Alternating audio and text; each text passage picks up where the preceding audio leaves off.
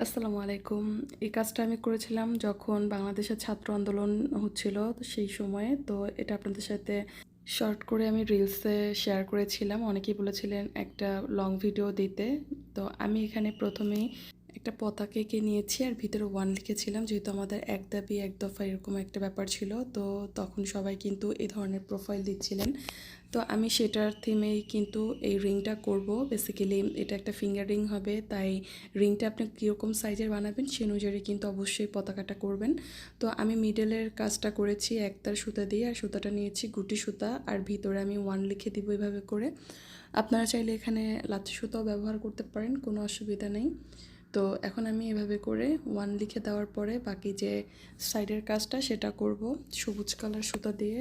আর এই সুতাটাও আমি ব্যবহার করব গুটি সুতা।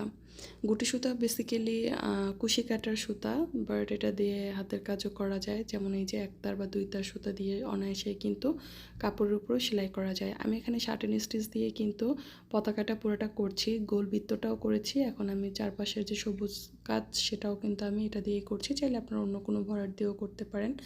তো এভাবে করে যখন কমপ্লিট হবে দেন আমি উপরের অংশ থেকে আবার দিচ্ছি, তবে স্টিচগুলো একেবারে পাশাপাশি করে দিবেন যেন সুতাগুলো একটার পর একটা থাকে, কোনো মানে গ্যাপ থাকলে দেখতে ভালো লাগবে না। তো আমি এটার সাইজ অনুযায়ী একটা কাগজ কেটে নিয়েছি।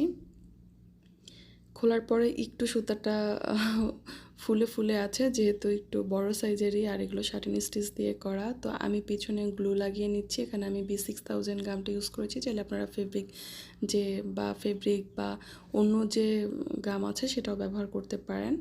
আমি এখানে কাপড়টা যে এক্সট্রা ছিল সেটা আমি পিছন সাইডে এভাবে করে বটে নিচ্ছি। তো এভাবে করে এখন চারপাশটা আমি করে নেব। প্রথমে ভেবেছিলাম এভাবে করব, বাট এটা সুন্দর হচ্ছিল না, পরে আমি আবার সোজা করেই নিয়েছি। তো এটা এভাবে করে কমপ্লিট করার পরে কিছুটা সময় রেখে দিতে হবে এটা শুকানোর জন্য। তো এখানে আমি একটা রিং বসিয়ে দিলাম, আর এই রিংটা আমি সেলাই করে নিয়েছিলাম সুন্দর করে যেন না খুলে যায়। আর সাইড থেকে আমি কিছু গাজর পুঁতি অ্যাড করে নিচ্ছি। এগুলো আপনারা সুই সুতা বা এই যে অ্যাক্সেসরিজগুলো পাওয়া যায় সেখানে কিনতে পারবেন তোলা হিসেবে। আমি একেবারে সাইড থেকে একটা একটা করে কিন্তু চারপাশে লাগিয়ে নেব। এটা আপনারা চাইলে স্কিপও করতে পারেন, যেহেতু আমার সাদা কাপড়টা একটু সাইড থেকে দেখা যাচ্ছে এই কারণে আমি এটা ইউজ করলাম।